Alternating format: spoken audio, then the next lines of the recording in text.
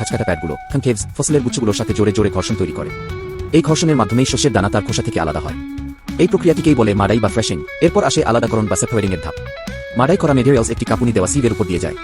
এই সিভটি ইনসেসেন্টলি সামনে পিছে কাঁপতে থাকে, যার ফলে ভারী শস্য দানাগুলো নিচে পড়ে যায় এবং হালকা খড় উপরে থেকে যায় ও পেছনের দিকে ফাস্ট হয়। এই হলো পরিষ্কারকরণ বা ক্লিনিং এর ম্যাজিক। একটি শক্তিশালী ফ্যান ক্রমাগত বাতাসের প্রবাহ তৈরি করে। এই বাতাস সিভের মধ্য দিয়ে যাওয়া হালকা আবর্জনা, হাস্ক এবং ধুলোবালি উড়িয়ে দেয় পেছন দিকে।